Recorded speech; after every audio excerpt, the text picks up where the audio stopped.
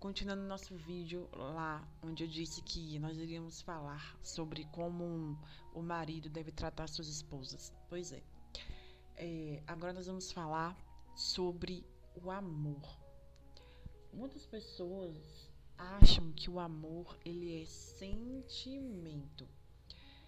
Nós aprendemos desde criança que o amor ele é sentimento. Só que se nós formos observarmos com cuidado, com carinho, nós vamos perceber que amor não é sentimento, ele é mandamento, ele é decisão. Quem é católico aqui e fez catecismo, uma das primeiras coisas que a gente estuda no catecismo são os 10 mandamentos. E os dois primeiros mandamentos são os quais? Amar o Senhor teu Deus sobre todas as coisas e amar o próximo como a ti mesmo. Logo, amor, ele não é sentimento, e sim mandamento. Acredite, gente, essa observação que eu estou fazendo aqui não é minha. Foi observações que eu fui assistindo, né, em podcasts, e depois eu fui compreender, né, realmente ver sobre versículos bíblicos que as pessoas comentavam para mim. E aí eu fui ver lá os 10 mandamentos, e realmente, o amor, ele é um mandamento, ele não é um sentimento. Inclusive, a Bíblia está repleta de versículos sobre o amor. Repleto. E eu vou falar aqui nesse vídeo, se não ficar muito longo, sobre todos eles. E abaixo na descrição do vídeo eu vou colocar os versículos escritos para que vocês possam dar uma lida. E depois, se vocês quiserem, vocês possam procurar na Bíblia de vocês. Mas vamos começar. Que uma das características que o amor deve ter, que o casamento deve ter, também é o amor. O amor aqui envolve proteção. Lá em Colossenses, capítulo 3, versículo 14, diz o seguinte: acima de tudo, porém, revistam-se do amor, ou seja, revestir-se, vistam-se, cubram-se de amor, que é o elo perfeito. O amor é identificado como o vínculo que une todas as virtudes e protege o relacionamento. Lá em 1 João, capítulo 4, versículo 8, tem um dos mandamentos, um dos versículos, ou melhor dizendo, tem um dos versículos que eu acho um dos mais lindos da Bíblia sobre o amor, que é o seguinte. 1 João 4, 8. Assim, permanece agora estes três, a fé, a esperança e o amor. O maior deles, porém, é o amor. Porque, gente, para vocês verem a força, né, do amor. A Bíblia diz que o verdadeiro amor lança fora todo medo. E por quê? Porque Deus ele é amor, Deus é repleto de amor. Deus só sabe amar. Mas não significa que ele não seja justo. Deus nos ama, Deus nos disciplina. E ele sabe o que é melhor para nós. Lá em Eclesiastes, capítulo 4, versículo 9 a 12, diz o seguinte: é melhor ter companhia do que ele estar sozinho, porque maior é a recompensa do trabalho de duas pessoas. Um homem sozinho pode ser vencido, mas dois conseguem defender-se. O cordão de três dobras que eu disse para vocês em um dos vídeos que eu já gravei. Tem casamentos que na hora da celebração as pessoas elas seguram um cordão de três dobras, onde uma dessas dobras é Jesus Cristo.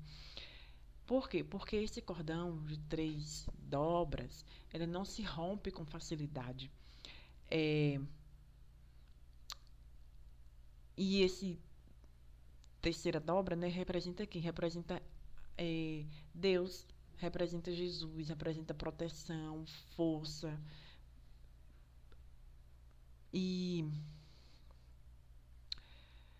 é importante que a gente entenda o quanto o amor ele é um elemento essencial para as relações, não só de casamento, mas de amizade, de sociedade, porque o amor nos faz mais humanos, nos faz mais pacientes. Quem é pai e mãe aqui devem entender muito melhor do que eu estou falando sobre o amor quando o filho de vocês é, magoam, machucam vocês, às vezes sem querer.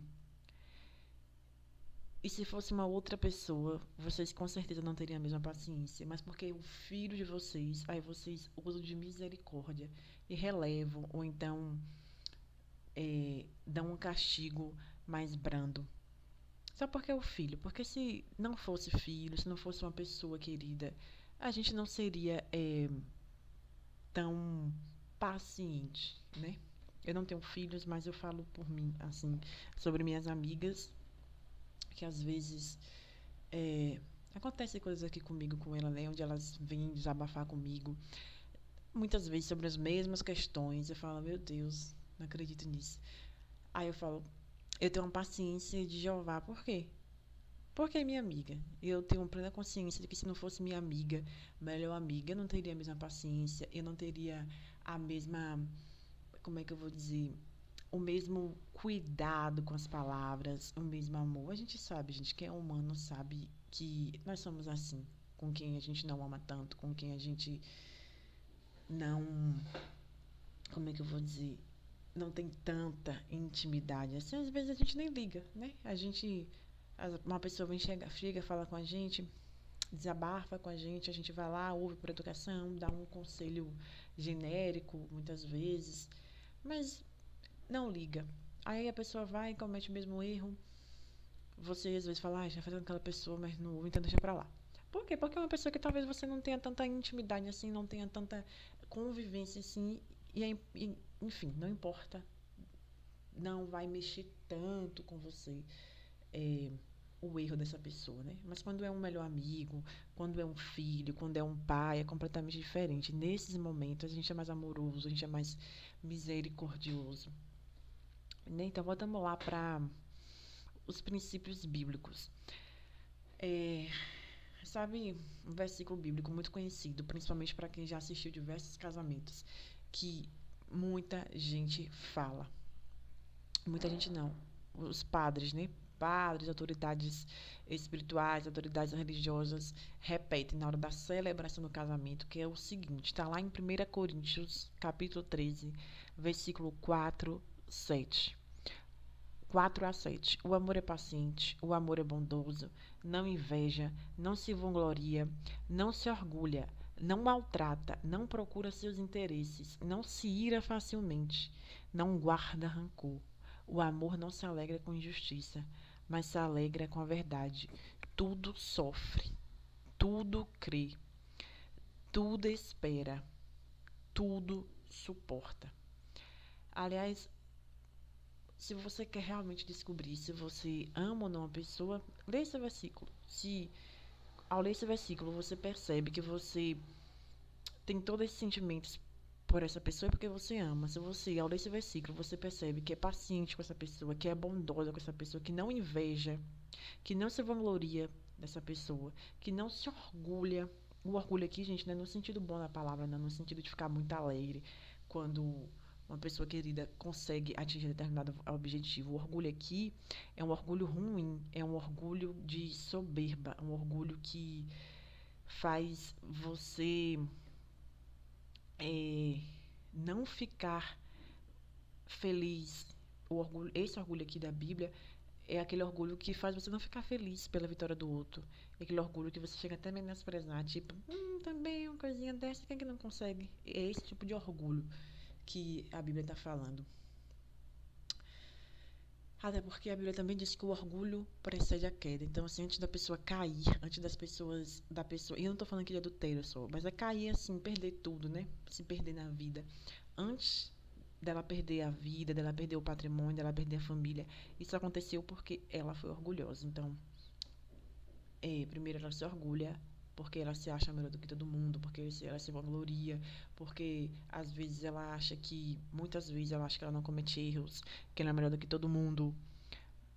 Esse tipo de orgulho, ele faz com que as pessoas se distanciem dos familiares, dos amigos e acaba se perdendo na vida. Ah, tem um versículo aqui da Bíblia que parece Na verdade, é um poema, inclusive cânticos, que foi Salomão que escreveu, tá bem assim. Nem muitas águas conseguem apagar o amor. Os rios não conseguem levá-lo na correnteza. Se alguém oferece todas as, se alguém oferece todas as riquezas da sua casa para adquirir o amor, seria totalmente desprezado. Ou seja, o amor é tão valoroso, ele é tão valioso que ele não pode ser comprado nem com dinheiro, nem com joias preciosas, porque ele é algo que vem diretamente do nosso Deus, de nosso Senhor. Deus é amor. A Bíblia diz que Deus é amor. Lá em Colossenses capítulo 3, versículo 14, diz o seguinte: acima de tudo, porém, revista-se do amor, que é o elo perfeito. Ou seja, quer ter uma vida mais próxima de Deus, quer ser mais assertivo, quer errar menos, quer cometer menos pecado, porque não tem como a gente não pecar, tendo em vista que nós somos seres humanos e não tem como pecarmos. A Bíblia diz que não há um justo sequer na terra, nenhum. Mas quer cometer menos pecado, revista-se do verdadeiro amor. Revista-se do verdadeiro amor, que ele é um elo perfeito, a Bíblia diz. Lá em Colossenses capítulo 3, versículo 14, diz o seguinte: quem não ama não conhece a Deus, porque Deus é amor. Ou seja, se você diz que conhece Deus, mas você não é capaz de amar, não é capaz de amar uma pessoa, não é capaz de amar seu filho, sua esposa, seu colega de trabalho, então você não conhece a Deus. Por quê? Porque Deus é amor. 1 Coríntios 13, 13. Amados, amemos uns aos outros, pois o amor procede de Deus. Aquele que ama é nascido de Deus e conhece a Deus. Então, gente, é sobre isso. Falei aqui para vocês sobre versículos que falam de amor. Se a gente for se aprofundar mais na palavra, a gente vai encontrar muitos mais versículos que falam sobre amor, que falam de amor. Porque o amor, ele é o centro do relacionamento de Deus com o ser humano.